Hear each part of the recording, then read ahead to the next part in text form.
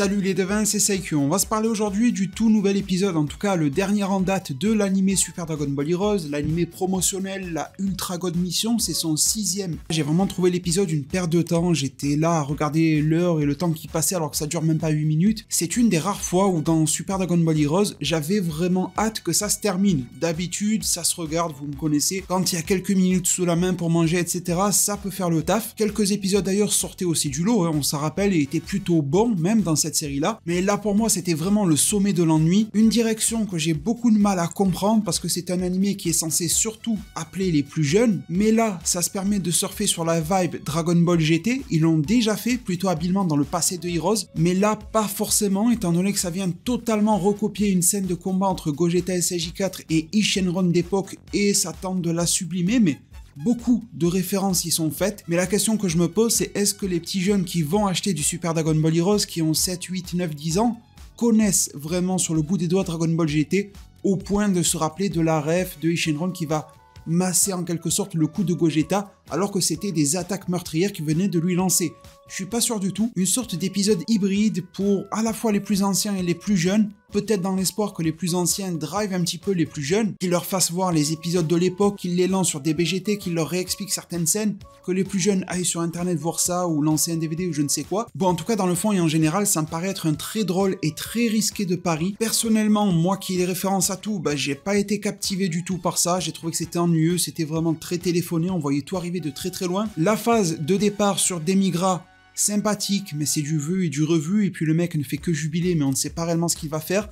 D'ailleurs, je sais que je me répète, mais ce passage-là est beaucoup mieux aussi en version manga. Vivement, peut-être que 2023 sera le bon moment que je puisse vous proposer mes vidéos explicatives et résumées de ce qu'est la vraie histoire de fond de Super Dragon Ball Heroes. Et en partant depuis ses tout débuts, il y a plus de 10 ans en arrière, ça pourrait être intéressant de tout retracer sur la chaîne. Alors ce Demigra qui était prometteur en fin d'épisode précédent, sa relation avec Mechi Kabura, la boîte là qu'il détient un peu comme une boîte de Pandore, etc. Ça peut donner quelque chose. Dans le manga, c'est en train de donner quelque chose, mais dans l'anime, c'est vraiment très très plat, et encore je pèse mes mots.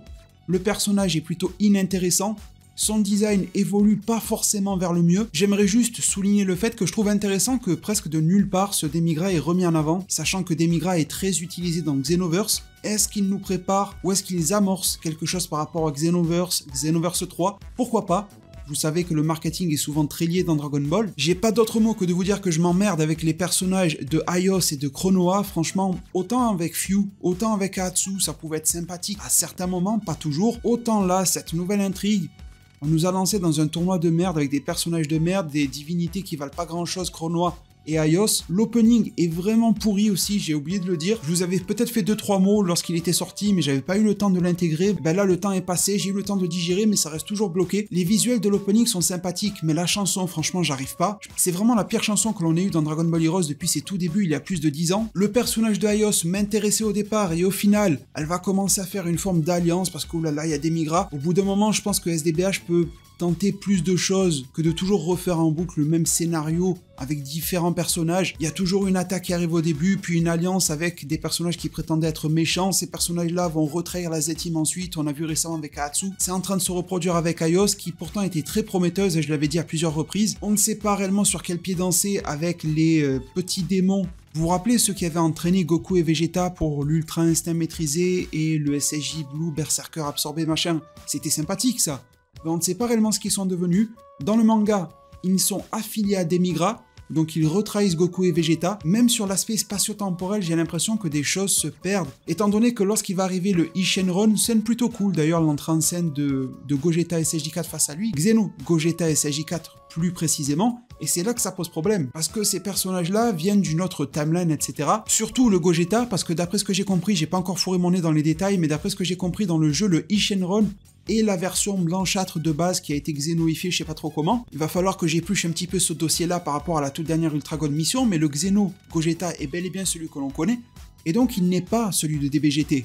Les Xeno personnages, j'avais d'ailleurs fait une vidéo d'explication de l'origine et de qui est Xenogoku, ne sont pas les personnages de GT. Et donc ça me gêne pas mal quand il y a des références à DBGT qui sont faites, bon ça c'est pas grave, mais surtout que les personnages en sont conscients, comme s'ils avaient déjà combattu auparavant. Ishenron qui va lui dire « Ah, tu te moques de moi comme à l'époque ». Gogeta qui va lui dire tu me masses encore les épaules. Ça n'a pas de sens, ils ne se sont pas déjà rencontrés. Pour le Ishenron encore, je vous ai dit, je ne suis pas sûr de tous les tenants et aboutissants de ses origines, mais pour Xeno Gogeta on le sait. Donc ce n'est pas normal qu'il ait tout ce savoir. Et c'est pour ça que j'ai encore plus du mal avec ce que je disais en tout début, dans le sens où c'est censé donner envie aux jeunes d'aller sur la bande d'arcade. Moi, personnellement, ça m'a pas du tout donné envie. Peut-être que ça marchera sur les plus jeunes, et encore, j'en suis pas sûr. Je ne pense pas qu'ils soient dupes à ce point-là. Je pense vraiment pas qu'il faut prendre les enfants et les jeunes comme des cons. Je pense qu'ils sont très intelligents et ils voient que ça vole pas très haut sur ce point-là. Xeno Gogeta a été exploité depuis très longtemps, et là, il n'y a pas grand-chose de nouveau sur lui. Le Ishenron en face, il ressemble à un Ferrero Rocher périmé, donc je vois pas pourquoi les gens vont aller acheter une carte. À la limite, je pense que les rencontres cross-temporalité auraient pu être intéressants. Il y avait un truc, j'ai senti, je sais pas si vous aussi, avec le Goku là, celui qui a l'Ultra Instinct. Bon, on sait plus pourquoi il a perdu le maîtriser, mais on va faire comme si on était d'accord avec ça. Il y avait un petit truc avec le Shenron en face qui lui dit « Tu es toujours dans mes pattes », Goku qui ne sait pas réellement qui il est. Deux types de temporalité, de dimension, de pouvoir qui vont s'affronter. Eh bien non, il a fallu encore tout ramener à la même temporalité. Il doit s'occuper de ses propres problèmes, alors que pourtant il me semble que c'est quand même le but d'avoir un tournoi spatio-temporel, d'avoir une intrigue et un arc basé sur une menace spatio-temporelle qui vient tous les défis les rassembler, et bien que les combats également soient croisés. On n'est pas obligé d'avoir les personnages de Z avec ceux de Z, de GT, etc. Et j'ai l'impression que c'est ce qu'ils tentent de faire. Comme s'il y avait quelque chose sur le menu mais qui n'est pas dans l'assiette, et c'est un petit peu bizarre. Et puis il faut dire aussi en parlant d'assiette que la présentation du plat, elle vole pas très haut.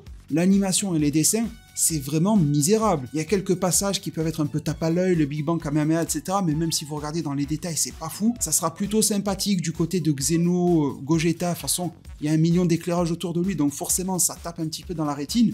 Mais tout le reste, c'est vraiment pas très beau du tout. Le Ishenron, je pense que c'est le pire du lot. Le Demigra est pas fou, que ça soit en termes de chara-design que de sa présentation et de sa réalisation technique. Les animations sont pour la plupart du temps raides, ils font un maximum de travelling sur des plans fixes avec simplement une petite bouche qui bouge, réutilisation de plans. Alors là, bien sûr, ils s'en sont donnés à cœur joie avec les scènes du combat Gogeta et Seiji 4 de l'époque face à Ishenron, ils ont quasiment tout repompé. On a même, je trouve, une ambiance et des scènes plutôt reprises, pas l'identique, mais presque.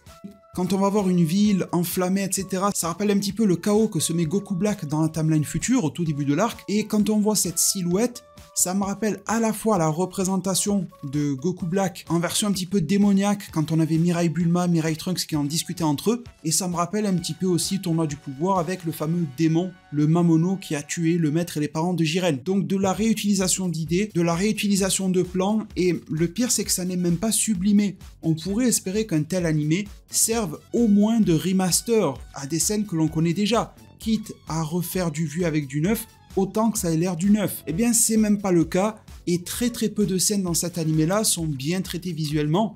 Je sais qu'ils s'en foutent un petit peu, c'est un animé promo, c'est une commande de Bandai Namco auprès de Toei Animation, c'est loin d'être leur préoccupation première. Pour ne rien vous cacher, j'ai pas mal d'échos de plusieurs sources depuis plusieurs mois, plusieurs sources différentes, donc je commence vraiment à y croire, qui me disent qu'en interne, il y a plusieurs personnes, animateurs et autres, qui refusent le poste pour venir travailler sur l'animé Super Dragon Ball Heroes, que ça soit les openings ou les épisodes. C'est d'ailleurs entre autres l'une des raisons pour lesquelles il y a eu moins d'épisodes ces derniers temps. Ce n'est pas la seule raison, c'est aussi parce que toi as d'autres choses en vue, mais aussi parce qu'il y a beaucoup de personnes, animateurs et autres, qui disent non, je ne veux pas venir faire du Dragon Ball, en tout cas je ne veux pas venir travailler sur Heroes. Pourquoi ? Parce que c'est calamiteux. Ça ne leur apporte pas grand-chose dans leur carrière, ça ne les fait pas briller au niveau de leur CV, et ce n'est pas quelque chose sur lequel ils sont à la fois fiers d'apporter quelque chose, car ils ne ressentent pas que la valeur qu'ils pourraient y ajouter personnellement va être récupérée, et ils ne sentent pas que cette série va leur apporter une valeur à eux aussi. Donc c'est malheureux, c'est assez désastreux de voir ça. Peut-être que le prochain sera fabuleux, hein. On se rappelle, ça m'est d'ailleurs déjà arrivé dans le passé de cet animé-là de trouver un épisode catastrophique et le suivant plutôt réussi. Donc j'espère que ça sera ça, mais c'est vraiment dommage de ne pas avoir quelque chose d'assez équilibré. Je pense qu'en interne, ça doit être assez difficile à produire. En tout cas, au niveau des points positifs, alors il n'y en a pas beaucoup. Il y a déjà la bande-son, c'est un point inhérent à tout l'animé. Je trouve qu'il y a certaines scènes qui sont sauvées grâce et par à la bande originale de l'animé Super Dragon Ball Heroes. Elle a du mal à se renouveler sur les années, mais malgré tout, je la trouve plutôt bien inspirée. Elle apporte une vibe un petit peu épique. Il y a ce côté spin-off aussi à la série principale. Ça se permet quelques libertés, c'est pas mal, et des scènes qui pourraient tomber complètement à l'eau gardent un petit peu de dignité grâce à ça, et je tenais encore une fois à le souligner. Autrement, les autres points positifs, eh bien étrangement, je les ai plutôt trouvés du côté de Gogeta face à Ishenron, parce que au sein de tous ces problèmes, j'ai eu l'impression d'avoir ici un Gogeta qui est venu régler ce qu'il n'avait pas terminé à l'époque, et d'avoir un Gogeta qui comble un petit peu ce qui nous avait fait grincer des dents. Ce Gogeta qui était beaucoup trop rieur, qui lançait des confettis au lieu du Big Bang Kamehameha et j'en passe. Ce nouveau Gogeta est plutôt déconnant, mais pas tant que ça. Il est assez sérieux dans l'ensemble, prend la menace avec les dispositions qu'il faut, il vient même sauver Goku, ce même Goku qui dispose de l'Ultra Instinct, donc déjà sa manière d'entrer en scène est différente, et même s'il va se foutre de la gueule de son adversaire, c'était plutôt équilibré, et au moins celui-ci est allé jusqu'au bout. Ce Gogeta a pour le moment, parce que les ennemis n'arrêtent pas de revenir dans SDBH, ça fait partie du concept, a mis un terme à la menace Ishinron très rapidement, de manière très sérieuse, avec un Big Bang Kamehameha relativement impressionnant, et qui, autre point positif, vient aussi respecter les caractéristiques propres à chacune des deux techniques qui sont mélangées ici. Kamehameha avec cette vague de ki déferlante qui a poussé son adversaire, et il y a eu aussi le côté Big Bang avec l'explosion énorme dans l'espace, et en plus ça a eu lieu juste après nous avoir fait penser que Ishinron était déjà foutu. Non, il y a eu une grosse explosion en mode Big Bang. Je trouve que c'est plutôt une idée sympa. Alors bon, de mon côté, les points positifs n'iront guère plus loin que cela, on nous laisse avec la promesse d'une bataille folle face à Demigra, les petits démons dont je parlais tout à l'heure, dont la fameuse Robert commence à arriver à la fin, une matérialisation de ce qui apparaît comme étant Broly SSJ4, ça a l'air d'être le Broly Dragon Ball Z en mode SSJ4. Est-ce qu'après 12-13 ans de SDBH, des apparitions de Broly dont celle en SSJ4 qui deviennent quasi innombrables, eh bien est-on toujours intéressé par ce type de mise en avant de personnages? Je trouve que c'est vraiment très cliché, il y a tellement de personnages à l'appel, intéressants, vendeurs. Pourquoi toujours Broly, Broly, Broly? Dans ce cas-là, si vous voulez Broly, mettez celui de DBS. Malheureusement, non, il faut toujours qu'il puisse dans celui de DBZ. Je ne sais pas s'il y a une forme d'interdiction en interne de toucher à celui-ci. Il existe et il y est bien sûr dans les cartes, ça ils en ont vendu beaucoup. Et il apparaît sur bande d'arcade, mais par contre au sein de l'anime et du manga, jamais. À la limite, même un personnage comme Kamba m'aurait paru plus intéressant, plus intimidant ici qu'un énième Broly. On sent qu'il va encore se prendre une rousse après avoir monté tout le monde en l'air, mais finalement ils vont trouver une solution, et ça ne sera pas lui l'ennemi principal, ça va être un Demigra ou je ne sais quoi. Et vu que les démons n'arrêtent pas tous de se trahir, allez savoir si au final Demigra ne va pas lui-même se prendre une rousse, que ça soit dans cet arc-là ou une autre, que ça soit par Fyu, par Mechikabura qui va ressurgir, par les autres démons qui, on se le rappelle, avaient aidé Goku et Vegeta, ce n'est pas anodin.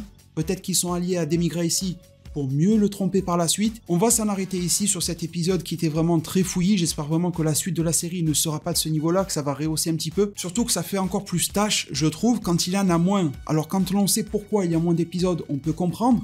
Mais c'est pas notre problème, j'ai envie de dire. Et du coup, on se retrouve avec beaucoup moins d'épisodes que d'habitude, et ils ont l'air beaucoup moins bien. Ça paraît bizarre. Alors espérons que l'on soit très bien servi sur d'autres plans Dragon Ballesques, du côté Dragon Ball Super ou autre, dans divers formats d'animation. Pour Dragon Ball Heroes, c'était vraiment pas terrible. Vous me direz en zone commentaire ce que vous en pensez. Si vous partagez un minimum mes idées, si la vidéo vous a plu, n'hésitez pas à mettre un maximum de pouces bleus, à vous abonner et activer la cloche des notifications. Merci vraiment pour tout. Prenez tous extrêmement bien soin de votre futur et à plus pour de prochains arts divinatoires.